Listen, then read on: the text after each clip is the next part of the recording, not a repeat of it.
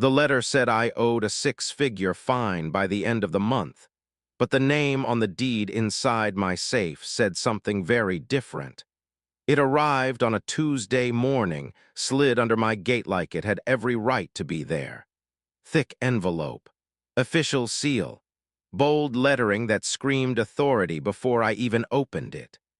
The return address belonged to the neighborhood association that had been circling my property for months, measuring fences, photographing gravel piles, and leaving polite warnings taped to my mailbox. This one wasn't polite. According to the notice, I was being fined $187,000 for ongoing violations. Improper grading, unauthorized structures, failure to comply with community standards. The language was confident, almost smug, as if the outcome had already been decided. They gave me 30 days. I stood in my kitchen reading it twice, then a third time, waiting for anger to kick in. It didn't. What I felt instead was a strange calm, the kind that comes when you know something the other side doesn't. Because while they believed I was just another landowner inside their jurisdiction, my situation was complicated. I'd bought my acreage years earlier, long before the development expanded downhill. At the time, it was quiet land with old survey markers, inherited access roads, and paperwork nobody bothered to update. Over time, houses appeared. Streets were paved, a neighborhood formed, and eventually an HOA was born. They assumed my land fell under their umbrella. They assumed wrong. The letter accused me of violating rules I'd never agreed to. Rules created after my purchase. Rules tied to parcels that didn't match my legal description. They even referenced boundaries that, according to my original deed, didn't exist where they claimed. Still, the confidence in their tone was impressive. They cited inspections, referenced penalties, warned of liens, and then they attached a map. That was the moment I smiled. Because the map they used, the one meant to prove their authority, lined up perfectly with a different set of documents locked away in my office. Documents that showed something the HOA had never checked. Who actually held the underlying title to the land beneath their roads, utilities, and common areas. They thought they were enforcing rules on my property. In reality, they were standing on mine. I didn't call them. I didn't argue. I didn't respond at all. Instead, I pulled the old file from the safe, laid it across my desk, and began reviewing purchase dates, parcel splits, and recorded easements that predated the entire development. By the time the sun set, I knew exactly how much leverage I had, and how badly they'd miscalculated. The fine was only the opening move, and they had no idea what I was about to uncover next. Before I could challenge the fine, I needed to confirm something the HOA never bothered to verify. The next morning, I drove straight to the county record's office. Not to argue, not to complain, but to confirm what I already suspected. If I was going to push back, I needed everything airtight. No assumptions, no shortcuts, just documents. The clerk didn't recognize my address at first. That alone told me something. She typed it in, frowned slightly, then rotated her screen so I could see. Multiple parcel numbers appeared, layered over each other like a history no one had bothered to untangle. "That's an old subdivision," she said. "Some of these records go back decades." Exactly what I hoped to hear. I asked for the earliest filings tied to my land. Original plats, conveyance records, anything recorded before the neighborhood association existed. It took time. Boxes were rolled out. Folders were stacked. Dates jumped backward faster than the HOA's confidence ever had. That's when the pattern became clear. The development hadn't been built on a single unified parcel. It had been assembled piece by piece. Access roads here, drainage easements there, common areas carved out with vague language and broad assumptions. In the rush to build, certain transfers were never completed the way they should have been, including one critical section. The land beneath their internal roads. The more we traced it, the clearer it became. The association governed the houses, the sidewalks, the landscaping, but the actual underlying title to the ground itself. That never changed hands. It stayed with the original owner. And when that owner sold off surrounding acreage years later, I was the one who bought it. The clerk printed the chain of title and slid it across the counter. It wasn't dramatic. No red flags. Just a quiet confirmation that the HOA's authority stopped exactly where my deed began. I took copies of everything. Survey overlays, parcel history, recorded boundaries that didn't match the association's map. Their map was clean, mine was accurate. On the drive home, I replayed the letter in my head. The fine, the threats, the assumption that I'd panic and comply. They didn't know they were standing on ground they didn't own. And they definitely didn't know they'd just documented their own mistake by sending me that map. That evening, I spread the paperwork across my desk and marked the overlaps. The roads, the green belts, the community spaces, all sitting on land titled in my name. The fine wasn't enforceable, but what I held was far more valuable than a defense. Once I realized what the records actually showed, the fine stopped being a problem and started becoming an opportunity. The moment I understood what I truly owned, the HOA's fine stopped looking aggressive and started looking reckless. I didn't rush to respond. That was important. People expect panic when they send a six-figure demand. Silence, on the other hand, makes them uneasy. While they waited, I reviewed everything again, slowly, deliberately, looking for holes they might exploit if this escalated. There weren't any. The development had grown outward in phases, each one assuming the previous paperwork was clean. Roads were poured, utilities installed, signs erected. But no one ever paused to reconcile the original land transfers with the final layout. The association governed behavior, not ownership, and they'd blurred that distinction for years without being challenged. Until now. What stunned me most wasn't the mistake itself, it was how big it was. Entire blocks, access routes, shared spaces residents used daily without realizing the ground beneath them wasn't owned by the entity managing their rules. I wasn't looking to cause chaos. I didn't want leverage for the sake of power. I just wanted the fine gone. But the deeper I went, the clearer it became that responding defensively would be a waste. So I prepared something else. Instead of a rebuttal, I drafted a notice of record clarification. Calm, neutral, non-accusatory. It outlined my ownership boundaries, referenced the recorded deeds, and politely asked the association to acknowledge the discrepancy before taking further action. No threats, no demands, just facts. I sent it certified. 3 days passed with no response. Then 4. On the 5th day, I received an email, not from the enforcement officer who'd signed the fine, but from the HOA's legal counsel. Different tone, short sentences. A request to discuss the matter informally. That told me everything. They'd checked.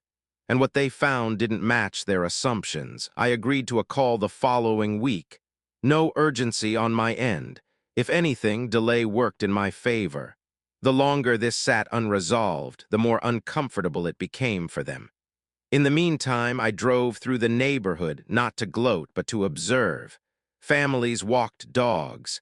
Kids biked along roads, technically sitting on my title. No one knew. And that wasn't their fault. The HOA had created certainty where none existed. And now that certainty was cracking. By the time the call came, I knew exactly how this would end. Not loudly, not dramatically, but decisively. Because when authority is built on assumption instead of ownership, it only takes one document to undo it. When the HOA's attorney asked me what I wanted to resolve this, I realized they finally understood who was standing on whose land. When the HOA's attorney asked what I wanted, I realized the balance of power had already shifted. The call was polite, almost careful. No accusations, no raised voices. Just a slow walk through misunderstandings and legacy documentation issues. They spoke the language of people discovering a problem too late and hoping tone might soften reality. I let them talk. They explained how enforcement actions were generated automatically, how the fine was standard procedure, how the association had every reason to believe my land fell within their authority. I asked a simple question. Before issuing the fine, did anyone verify the underlying title? Silence. Then a pause long enough to confirm the answer without words. I reminded them, calmly, that I wasn't disputing community rules. I was disputing jurisdiction. Those are very different things. One governs behavior. The other determines ownership. And ownership, once recorded, doesn't bend for convenience. They asked for time to review additional documents. I gave it to them. A week passed, then another. During that time, something interesting happened. Notices stopped appearing on my property. Inspections ceased. The enforcement portal that once listed my violations quietly removed my address altogether. No apology, no explanation, just retreat. Eventually, the attorney called back. This time, they acknowledged the discrepancy directly. Their association, they said, governed the homes, but not the land beneath certain shared areas. Areas that, according to the records, were titled to me. They asked whether I'd be open to cooperative resolution. I asked what that meant. They proposed rescinding the fine entirely and issuing a formal correction. In exchange, they wanted assurance that I wouldn't interfere with community access. That was the moment I had to decide how this story would end. I wasn't interested in blocking roads or disrupting lives. The residents weren't the problem, but I wasn't going to pretend the mistake never happened either.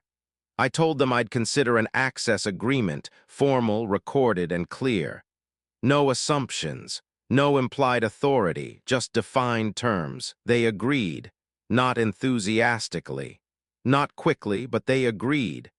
The fine was withdrawn the next morning, just like that. No announcement, no notice to residents, just a silent correction buried in their system. But the land didn't change hands. And neither did the leverage. With the fine gone, the HOA thought the issue was over. But they didn't realize we'd only resolved the smallest part of the problem.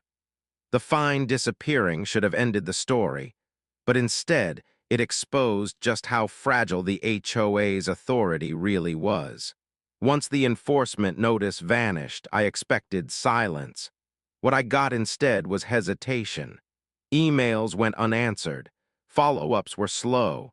The association wasn't celebrating a resolution, they were reassessing their position. And for good reason. By rescinding the fine, they'd acknowledged something they couldn't undo. Their rules didn't automatically apply to my land.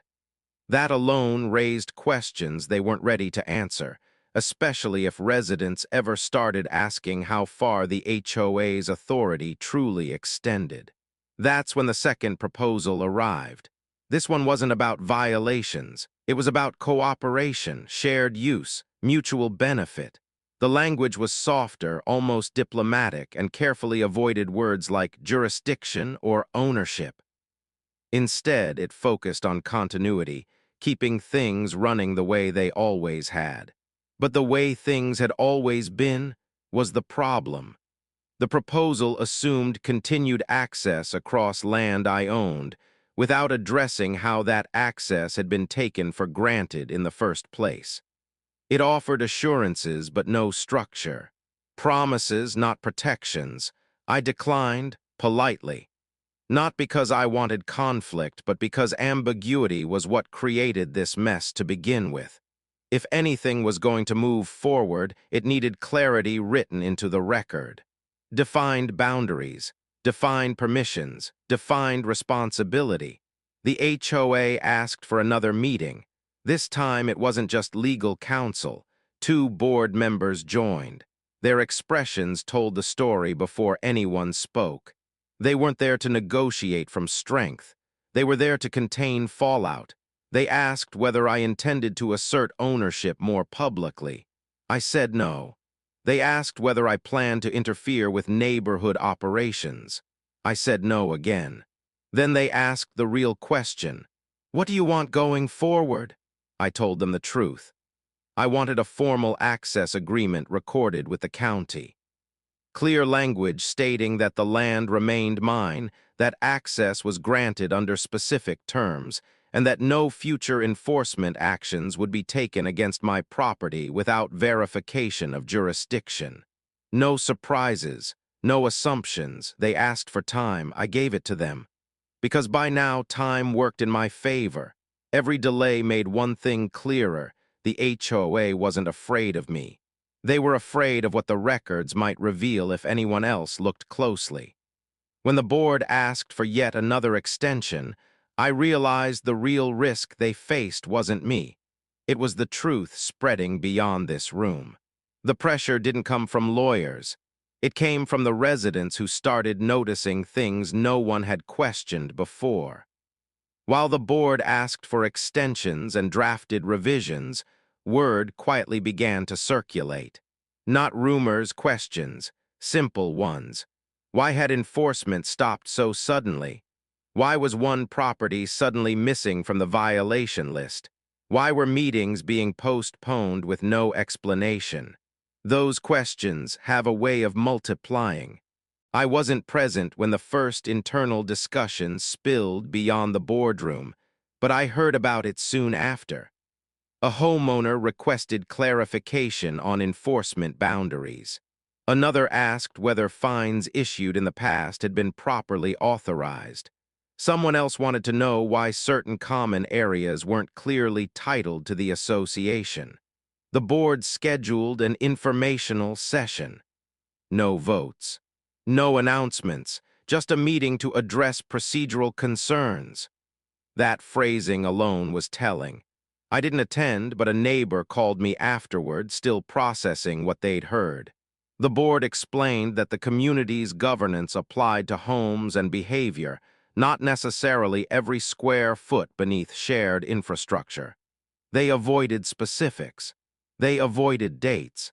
They avoided saying how they discovered this. Someone asked whether the association actually owned the land under the roads. The answer wasn't yes. Another resident asked why this had never been disclosed. There was no clear answer to that either. By the end of the session, nothing had officially changed, but confidence had. Residents weren't angry yet. They were alert. And alert people start requesting records. Emails followed, formal requests. Questions about development history, original plats, and how authority had been established in the first place. The board's response slowed further. That's when the tone of communication with me shifted again. The HOA's attorney stopped talking about access and started talking about stability, about minimizing disruption, about maintaining trust. I reminded them that trust doesn't come from silence, it comes from clarity. They sent a revised draft agreement later that week. This one acknowledged my ownership explicitly. It outlined access terms, maintenance responsibilities, limits, and, most importantly, it included a clause stating that the HOA waived any claim of enforcement authority over my land going forward. That clause mattered more than anything else. I reviewed it carefully, made notes, suggested minor changes, and waited. Because by now, the issue wasn't whether they'd agree, it was whether they could do so without admitting how much they'd overlooked. As residents kept asking for answers, the HOA was running out of room to maneuver, and the next decision would expose just how deep the mistake really went. By the time the revised agreement came back, it was clear the HOA wasn't trying to win anymore. They were trying to close the door quietly. The new draft was different, not just cleaner, but cautious. The language had been scrubbed of confidence and replaced with precision. Every sentence felt like it had been reviewed by multiple people, each one trying to reduce exposure rather than assert control. They accepted my edits without argument. That alone told me how far things had shifted. The agreement acknowledged my ownership of the underlying land outright. It granted the association limited access for roads and utilities, clearly defined by boundaries and purpose. It assigned maintenance responsibility to the HOA and included a firm clause preventing any future enforcement actions against my property without verified jurisdiction. No ambiguity, no assumptions. What it didn't include was just as important. There was no language suggesting precedent, no claim that this arrangement reflected past authority, no admission of error, but also no attempt to preserve it. The HOA was choosing containment over explanation. Before signing, I asked one final question: will this be recorded? There was a pause, then a yes. Recording the agreement meant transparency.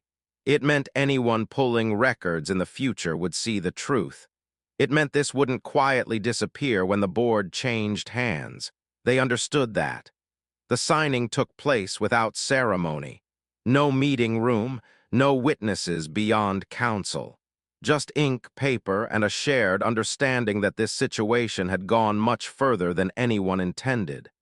Within days, the agreement appeared in the county system, and with it, something else changed. The HOA stopped postponing meetings. Notices went out. Agendas returned to normal.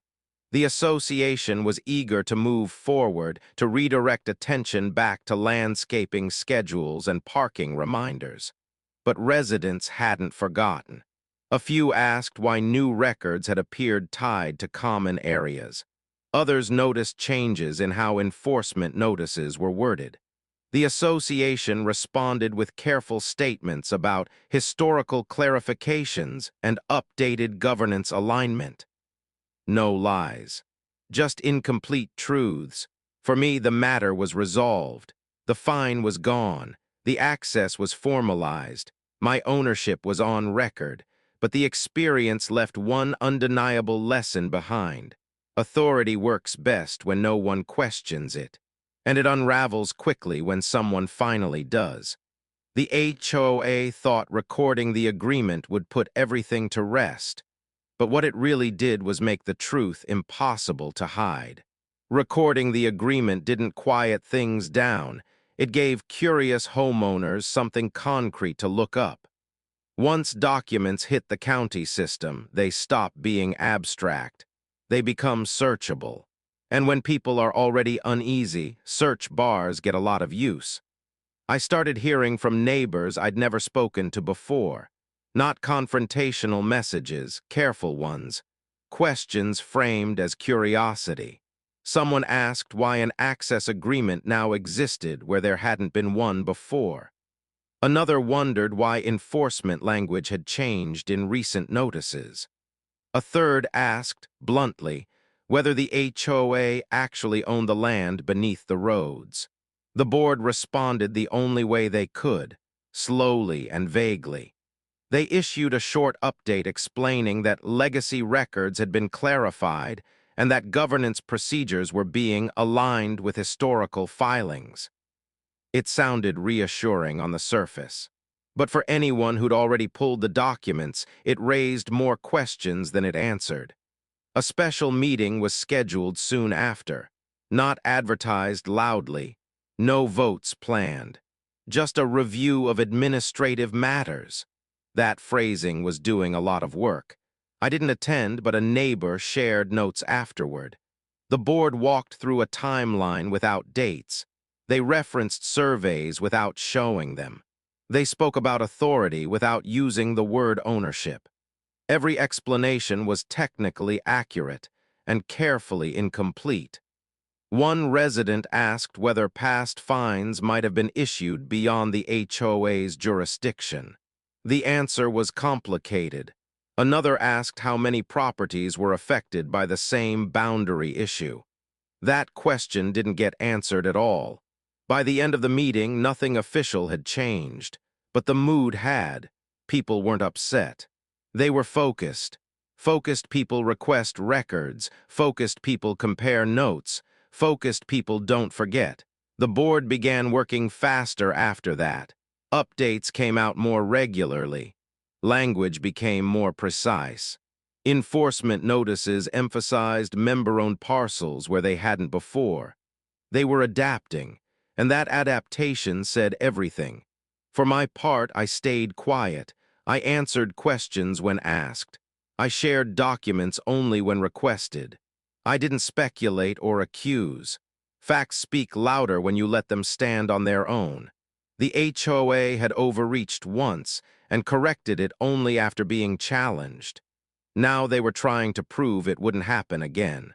As the board adjusted its language and pace, it became clear the real fallout wasn't legal.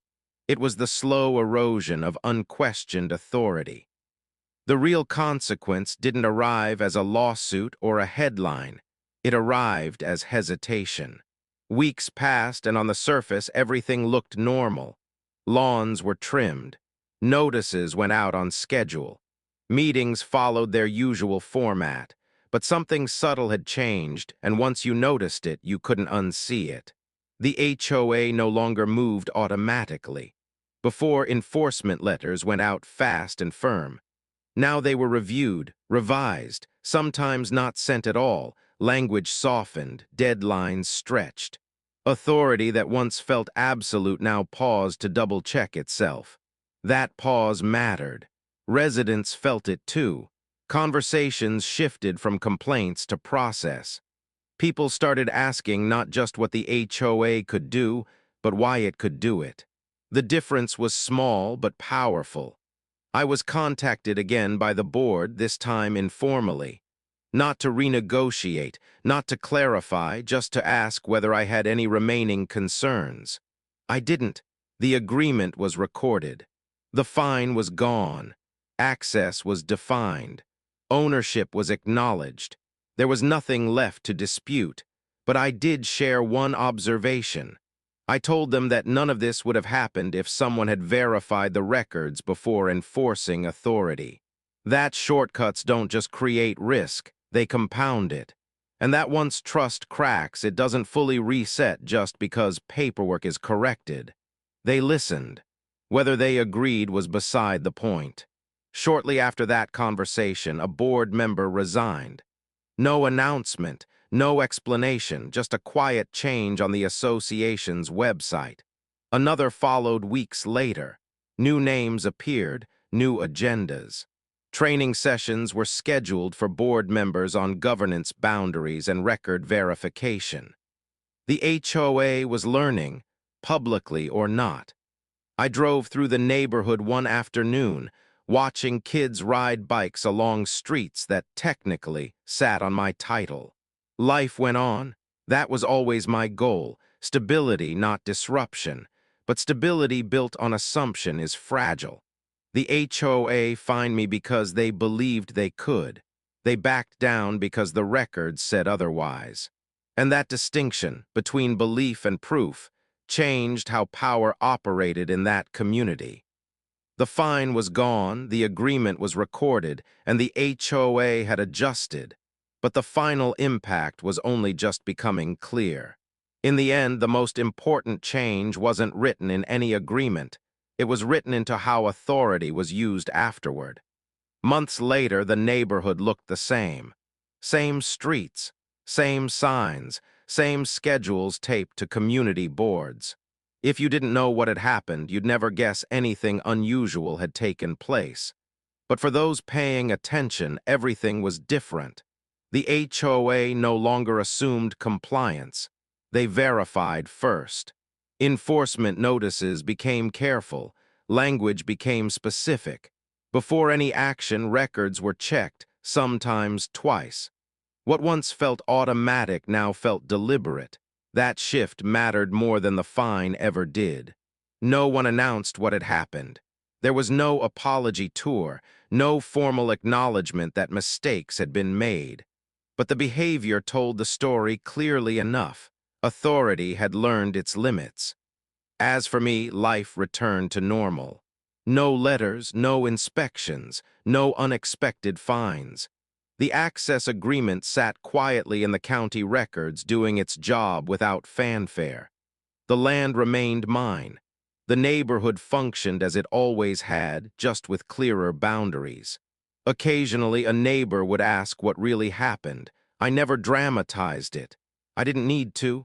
The truth was simple enough. Assumptions had been made and records corrected them. That's all. I never set out to challenge an HOA. I didn't plan to expose gaps in governance or change how authority operated in the area. I just refused to accept a penalty that didn't belong to me and followed the paperwork wherever it led. The lesson wasn't about power. It was about verification. Rules matter, governance matters, but none of it works unless it's built on what's actually owned, not what's merely assumed. Once that distinction became visible, everything else adjusted naturally, quietly, and permanently. Sometimes the biggest outcome isn't winning, it's changing how the next decision gets made. Thanks for watching If you found this story interesting or helpful, subscribe to the channel, like the video, and comment your thoughts below. I'd love to hear what you think or if you've experienced something like this.